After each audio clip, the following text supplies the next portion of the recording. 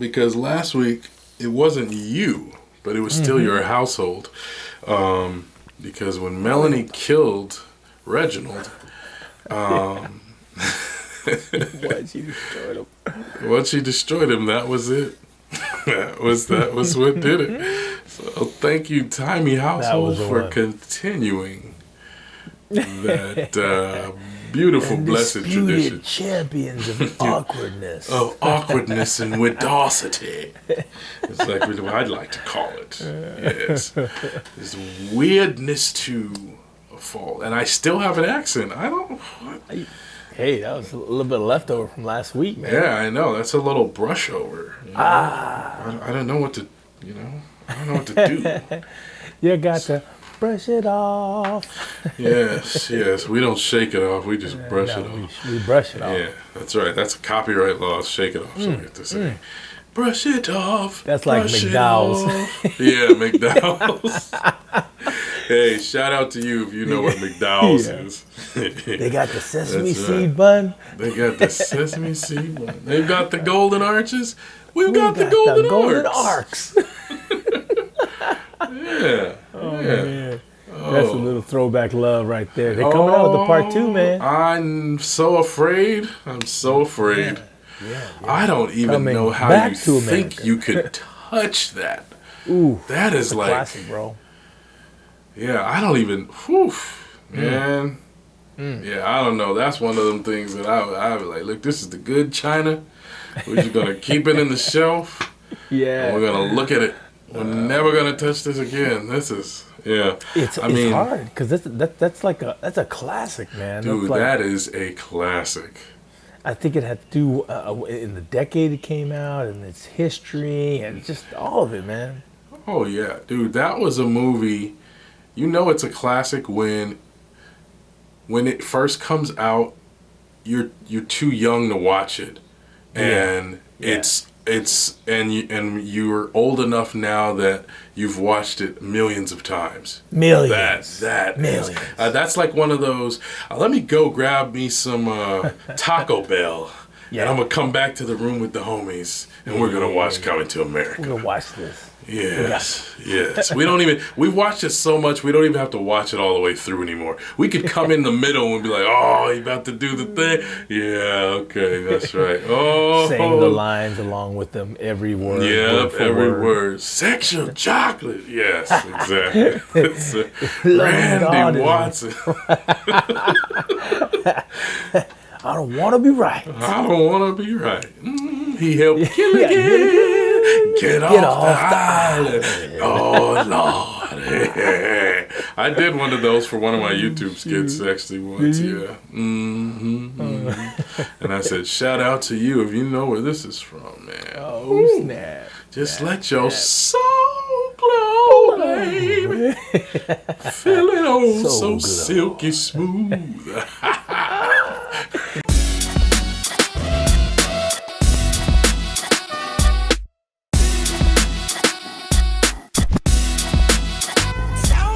Welcome to the Urban Prophets Podcast.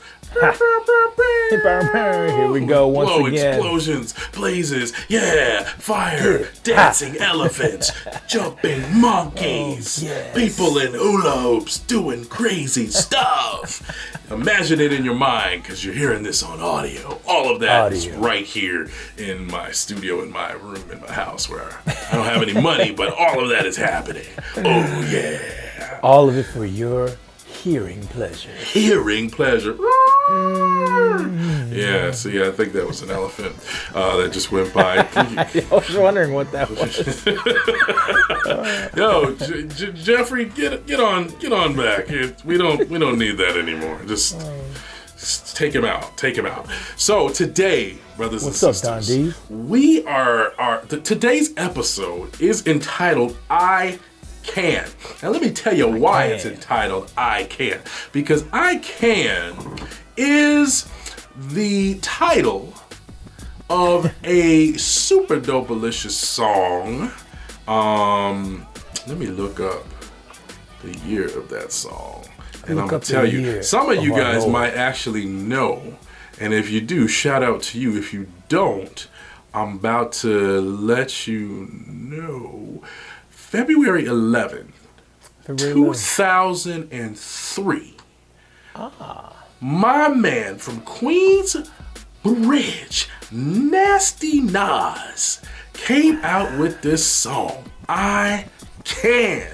And if you don't remember, you might have heard the chorus. It was a little do-do-do-do-do-do-do-do-do on the piano, and there's a little kid singing, I know I can be what I want to be. If I work hard at it, I'll be where I want to be. And it was an awesome, super dope, delicious song. All the hip hop heads be like, oh yeah, we know about that song, Nasty Nas. I wanted to kick this off by reading the lyrics from the first verse of that song. Read on, brethren. And I think it's gonna take us into the realm where we like to spend some time today.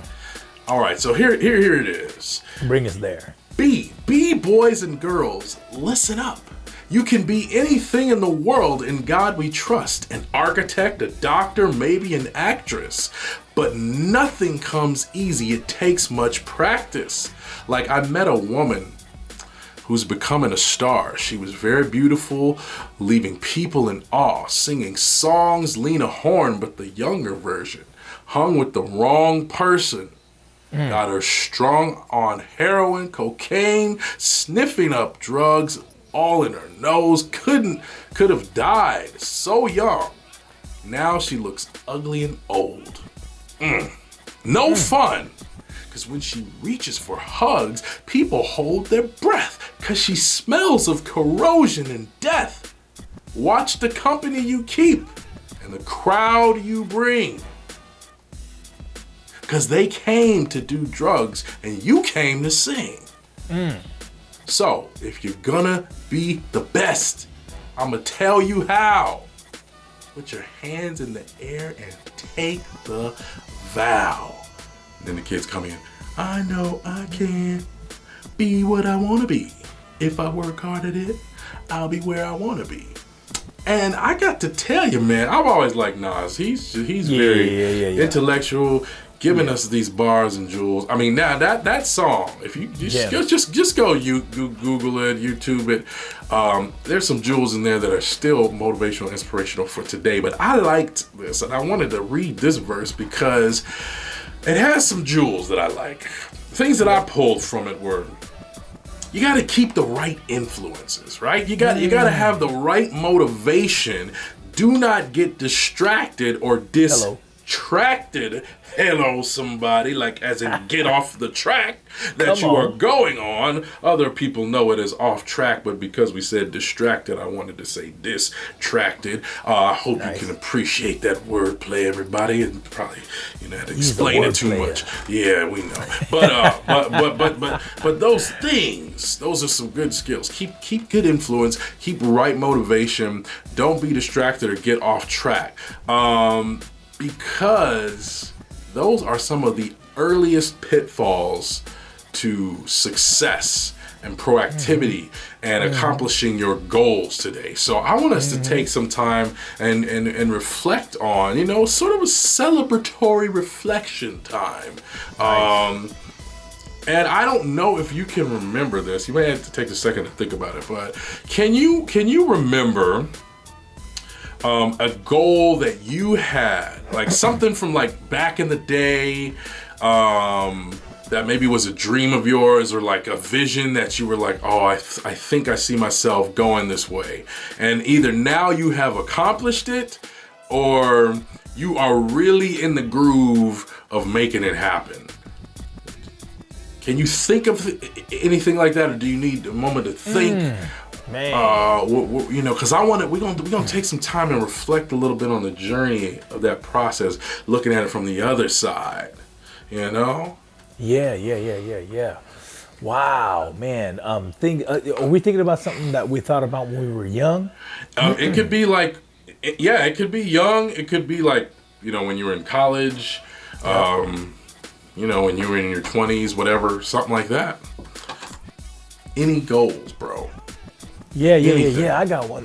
Well, you know what actually was a goal was to be able to graduate college and have my own place where I called it my apartment. I'd always wanted to have my own place.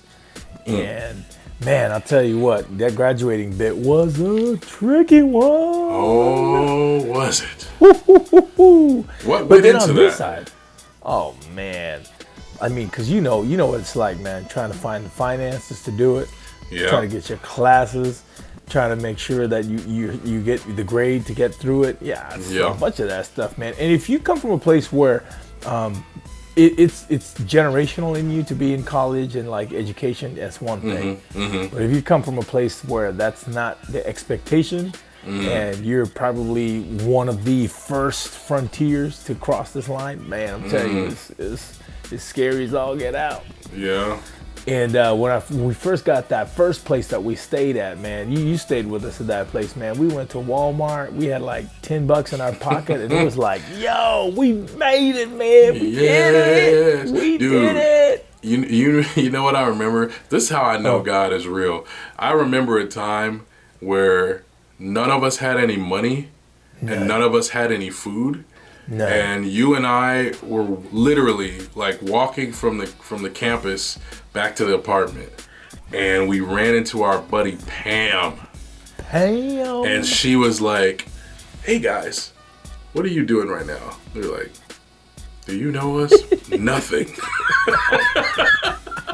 And literally she was like, "Listen, I just wanted to take you guys to Costco and buy you food, like groceries." I don't know if you remember that or not, but I was like, dude, I remember that to this day because it was so random. Like we were literally just walking home. We were like, I don't know, we about to eat these like Ritz crackers and broken put a broken, yeah. And she literally was like, look guys, I just wanted to do something good for you, and I want to take you. And she didn't even say, look, she didn't say Stater Brothers or Vaughn's or Albertsons or Kroger's or whatever your substitute whatever local grocery store. She said Costco. And Costco is the land of the bulk. So we were like, oh, we want to eat for a minute. We might actually have food until we actually get our next money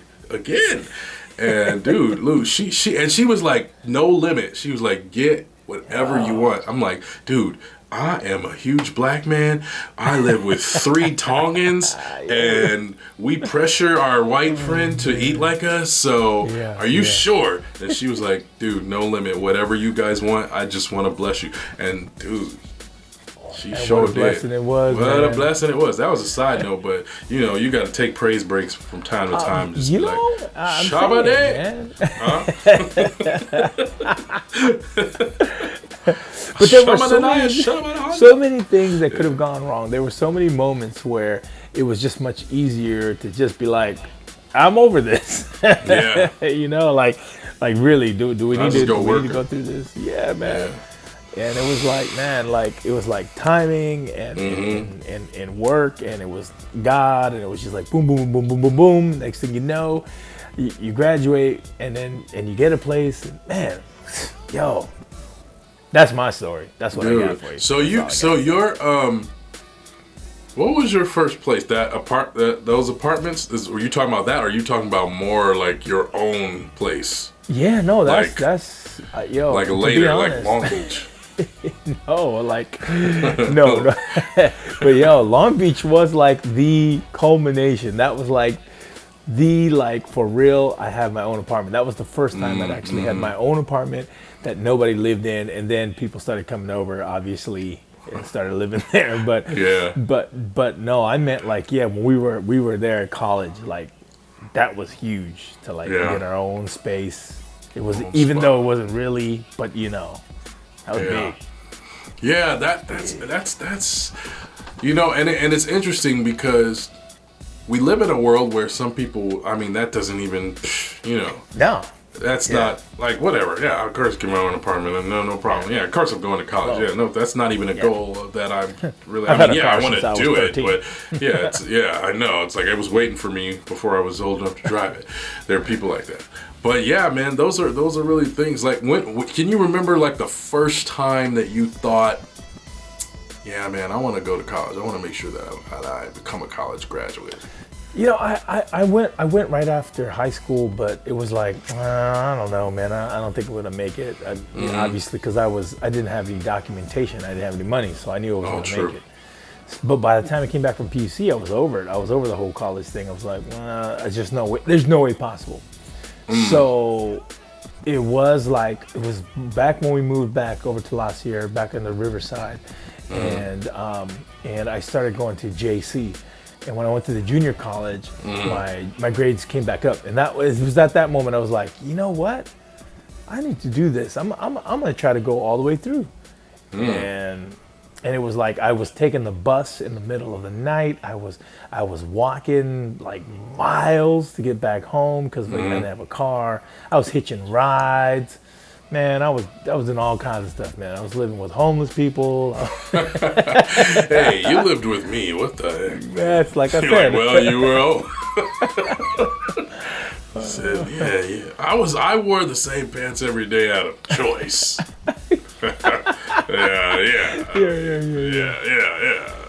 Yeah. I look back now and I think if I understood how hard that road was, I don't know if I would have made it. And I'm really glad that I didn't know, and I just kept moving through the process, like every day, just move through it. And then God kept sending people like, hey, this is how you do it this way. Hey, follow me here. And I was like, all right, cool. Let's go.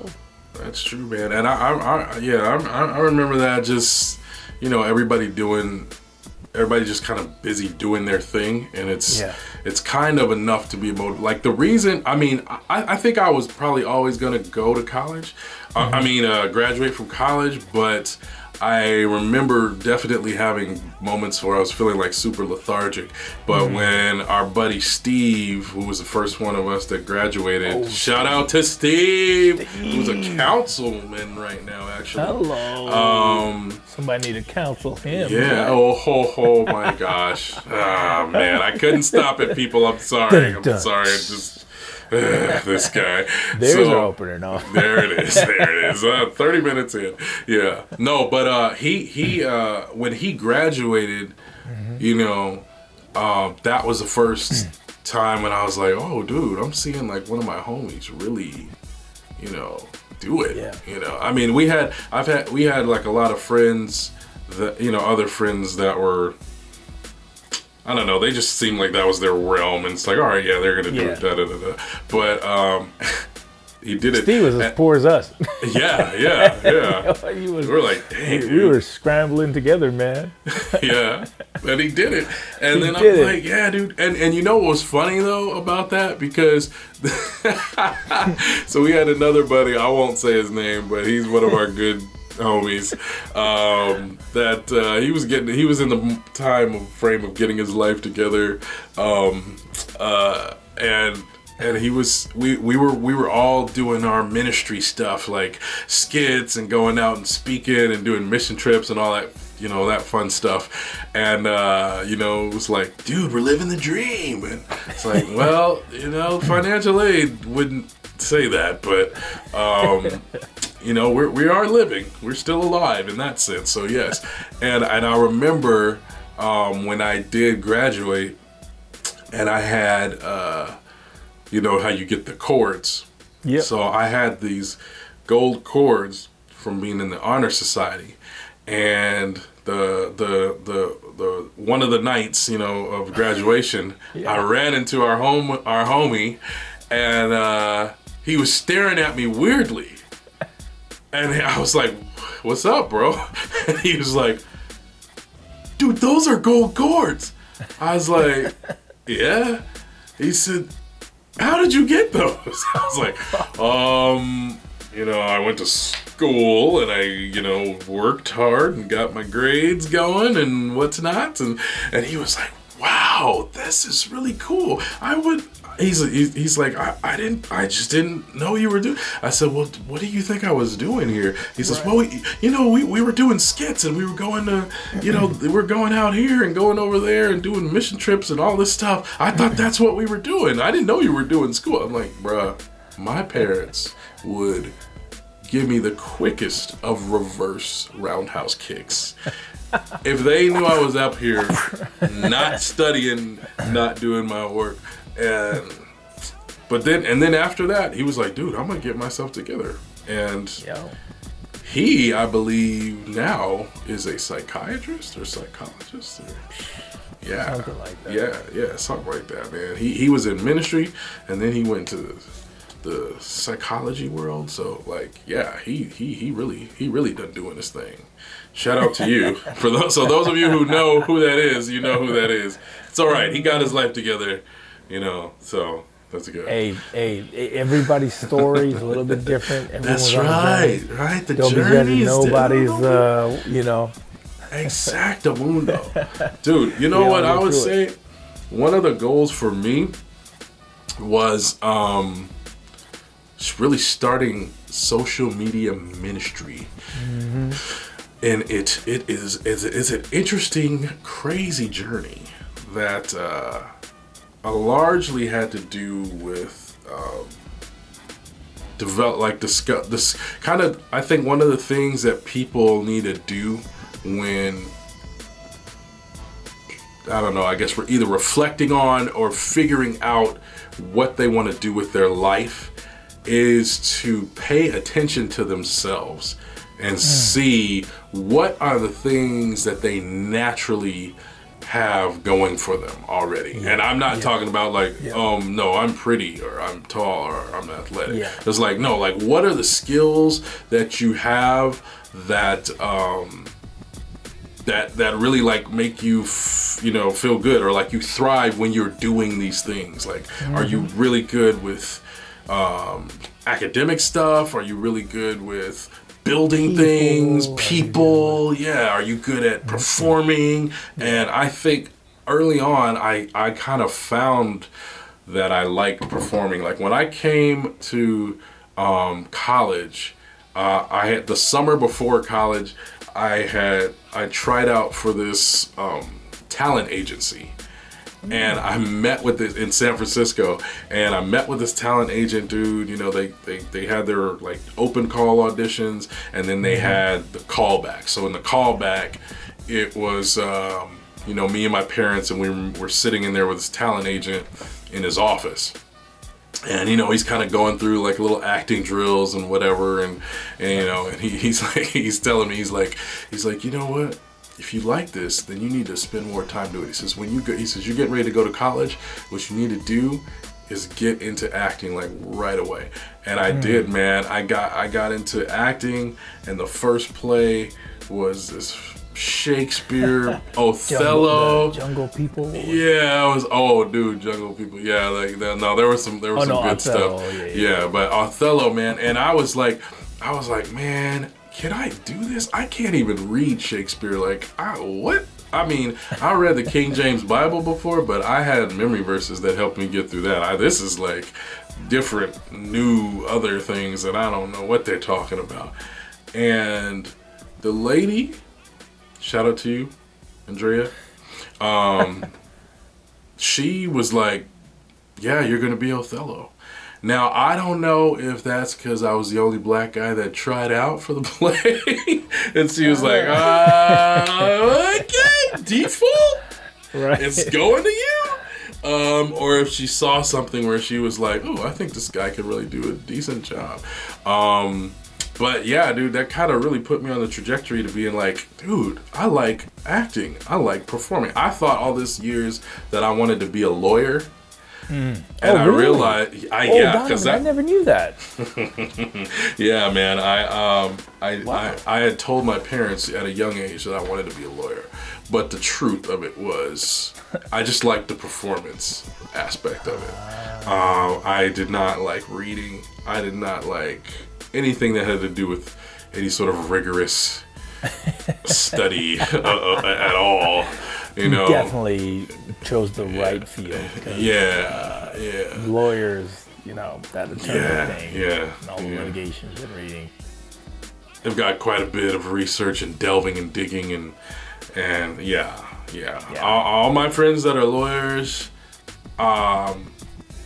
hats off to you guys. I don't know. Yeah. I don't think I could do it. Not to say that, in acting and performance, there's not digging and delving, but it's the digging and delving that I enjoy, and that's how you can kind of know.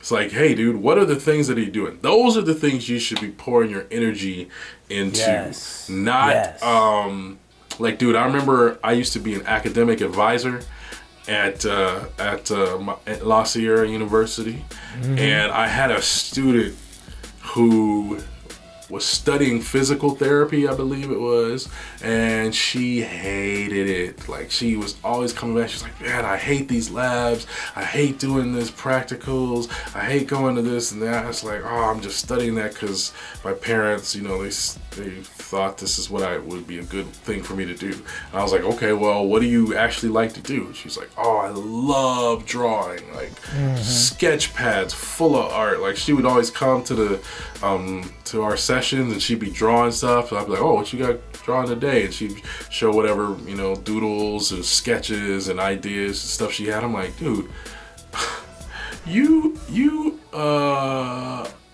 must know this, that you have this talent and skill. If you have sketchbooks, stacks of them, full of sketches and drawings and ideas, it's like, you have to at least explore this. So she was like, all right, man, I'm gonna talk to my parents. She talked to her parents, man, and then she and her parents were like, all right, let's try it out at least, we'll see. And from what the last thing that I had heard, she was now an art teacher, like at a school. Like, she's the art teacher for the school, and I'm sure she still does her own, stuff. She probably puts out her own things and stuff, and it's like, dude, you got to do that. And that's where her heart is. Yes. And you've got to be able to discern whether or not what you're doing is a family expectation, or if it comes from a place where you are trying to prove something, or if it comes from a place of passion, like this is what you want to do. Yes. And I gotta tell you, man, there is nothing like living in your passion. Just like, it feels so good. I mean, like, just ask anybody who's doing things that they like to do. Just be like, dude, you gotta know that you like this. Like, I mean, I remember. So, like I said before, I was an academic advisor. That was definitely not my passion, man. That was like office files, case files, taking notes, do. And I realized it the day when I was doing the master's program for theology, and I had this sermon that I was working on, and it was on Revelation. And I was like, dude, I need some revelation, guidance. dude. Right. To get some revelation. Hey, how about that? And so I talked to one of my professors, and she was like, yeah, come to my office. I got a few books I want to, lay on you that you can use as you're preparing your message and whatnot. So I was like, all right, cool. So I go down to her office, which is about 3 offices down from mine, sitting up there. She's telling me, oh, this book's talking about this. And I'm like, oh, that's cool. We're chopping it up. This book's talking about this. So she gives me like about 3 different books. And I'm like, all right, cool. Thank you. And so I get the books and I walk back down to my office. I sit in front of the computer and I'm just like, ugh. The conversation that I had with that professor was so much more energizing than the rest of my day, and I was like, I cannot do this. I got to move forward now, and that was a process, man. You just start paying attention. So it's like I was in school at the same time. I had started really liking the acting and performing. I was in a play like almost every year, every play that they had every year while I was in undergrad.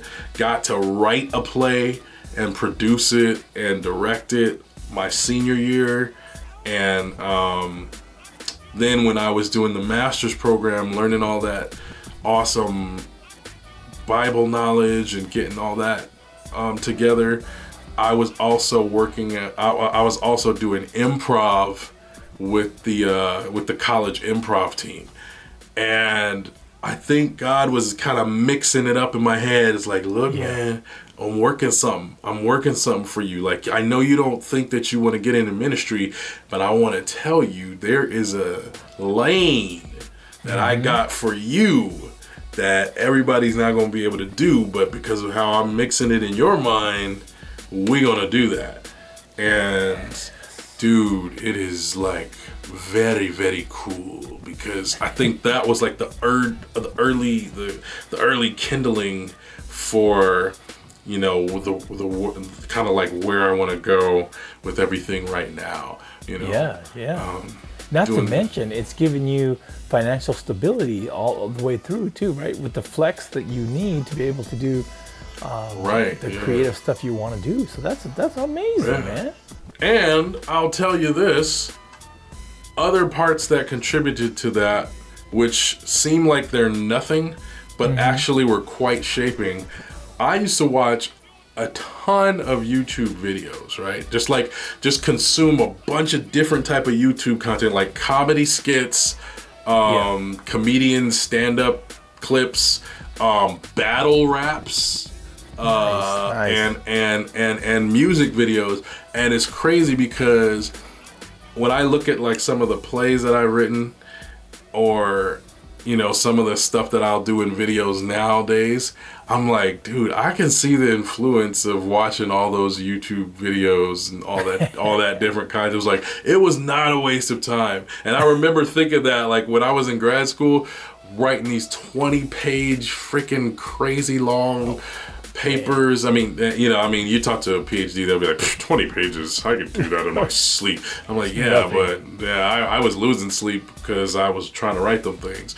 And I remember all I was thinking is, I can't wait to get this knowledge in my head so that I can go back and start consuming, you know, the artistic stuff, so I can figure out the artistic ways of putting out this information. I was like, man, I think there's so much like good information and interesting ways to talk about God, but you got to tap into the artistic stuff in order to bring it to life. And I think that's where like God was really kind of working with me and saying like, look, man, I got this lane for you. There's going to be some people that you can work, that you can reach out to and connect to, you know, in order to do this thing.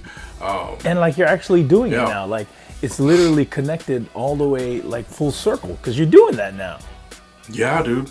Yeah, you're putting that stuff out there, man. Yeah, we're putting it out. And the biggest thing is, I think for me, I think it even works for you too, with school, especially when you kind of got back into it and you're like, I'm going to do this, is you just got to do it. You know? Do it. Like, you can't be, there's never going to be a right, perfect time. And a lot of people say that, right? Yeah. But no, it's like you said, it's true about everything, man. Like, the first setup for a YouTube video, the first one that I ever shot, it was like, I had stacked up, I didn't have a tripod, I didn't have any of this gear.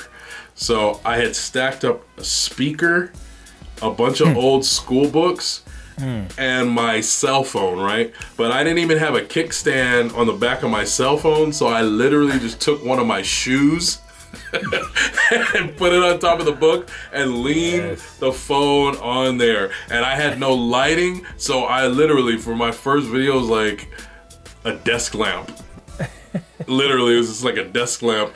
And that's me every day, son. Dude, you're like, even today, even though I have a bunch of gears, that's what I'm doing, dude. I got my computer on top of this diaper box. Yes. Shout out to Apple for at least having iMovie so that we can edit, you know. Right. Yes, dude. That was the first squad, man. But yeah, dude, it's that's like, unbelievable advice right there, Donovan.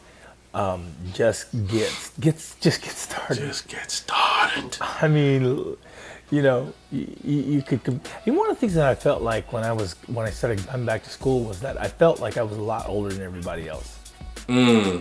Like, I didn't feel that when we were all hanging out. But Yeah. if I like, when I thought about my age, I'm like, man, I'm like super old. You know, I was like, I graduated. I think I was 27 when I graduated, and I got back into school like maybe I got there right around 23, 24, something like that. So it was like, man, but you know what? I wasn't really that old. Like, Yeah.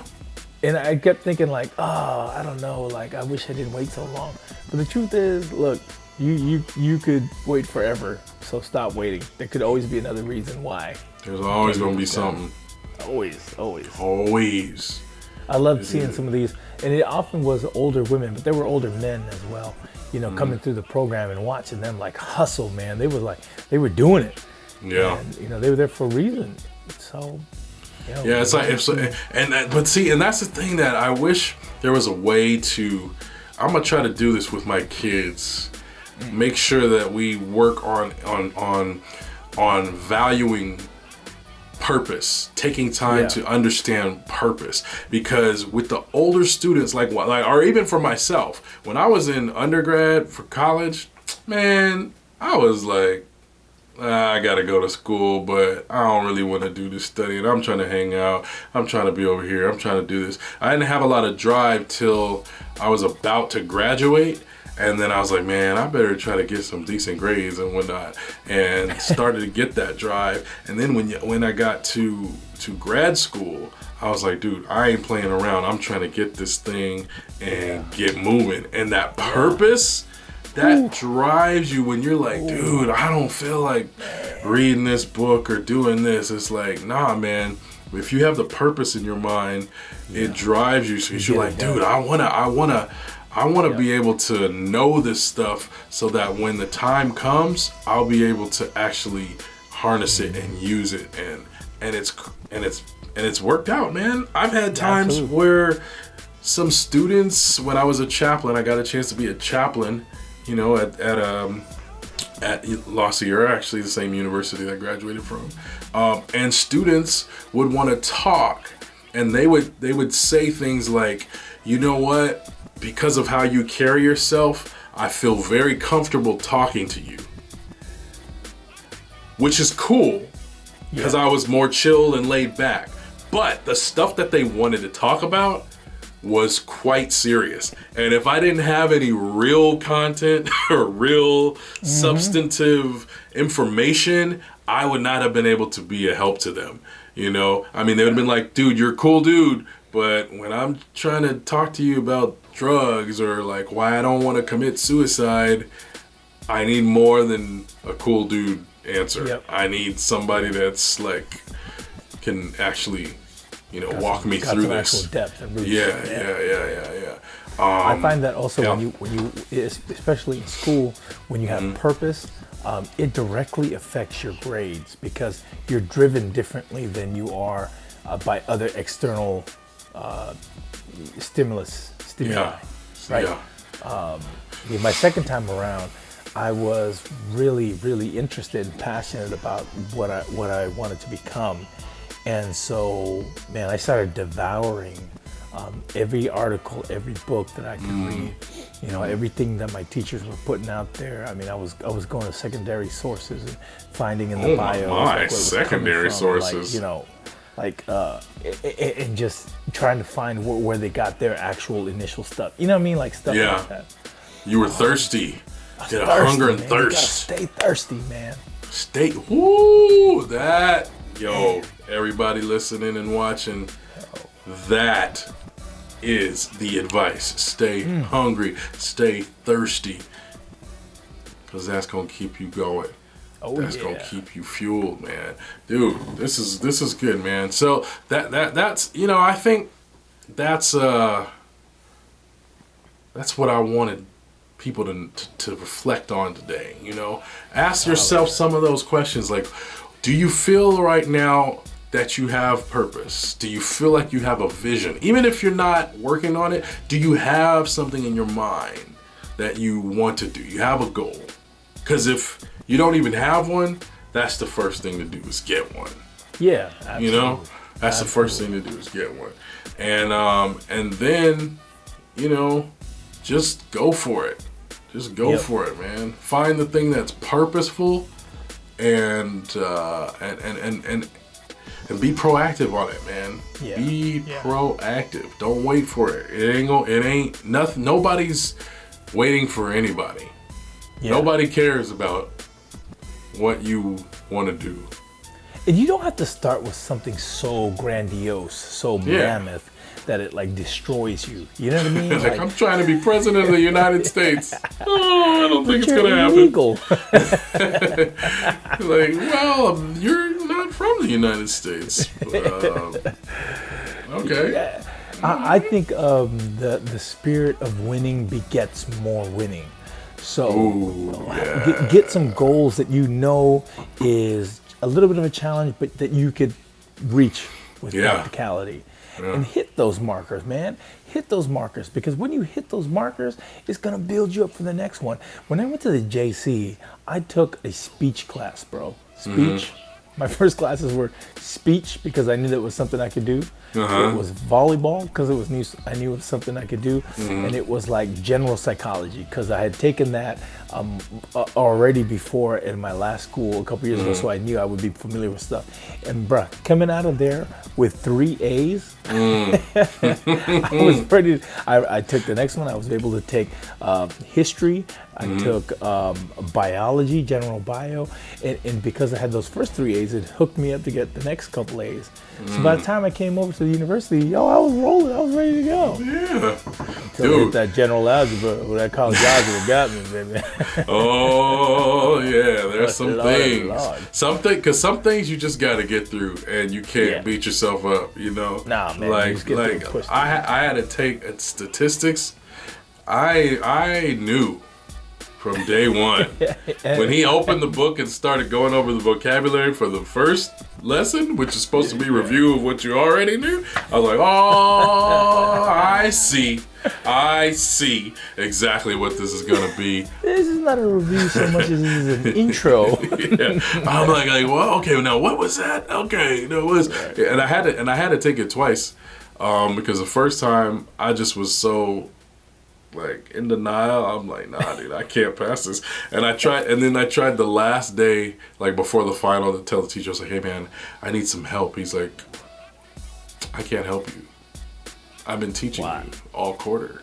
I don't know what you expect me to do today that's going to help you for this final. But that was what I needed to hear, though, you know? Got it. You know, because sometimes there's rough times, and we got to accept those rough times. Hey. But we got to keep pushing. That's part of your story. That's part of your story. Every time you make a failure, you make a detour, it's an opportunity for you to grow in ways you didn't know you could. Yeah. You know, and it's not the end of the world when you fail. No, it's not. It's not. It ain't. It is so not. And I think if anybody's listening to us, you need to know this.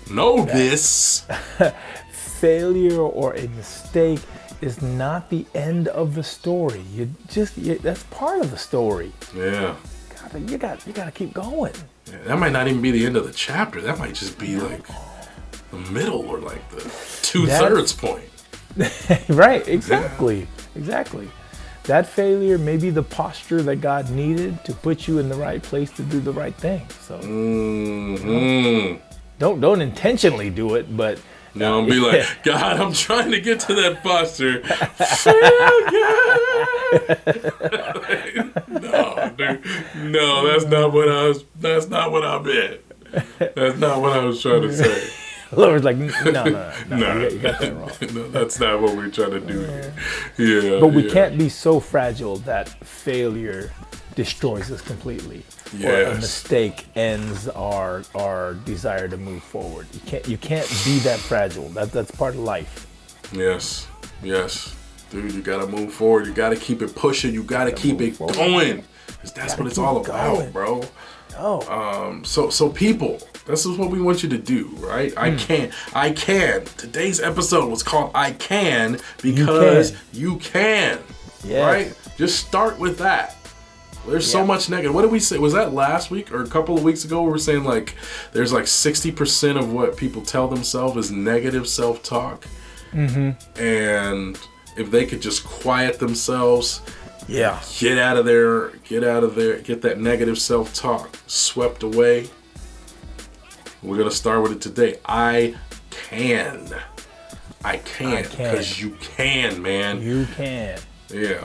You can. And, I've referred to that text in the Word numerous occasions over the years where Jesus says that He's come to give us life and life more abundantly. That robbers come to steal, rob, and maim. And I often refer to how we are that robber. When Jesus is talking, He's not just talking about some external robbers or people that come to steal our life. But He's talking about us. We try to control our life and our habits, and we steal from ourselves. We tell us, man, you're not good enough, man.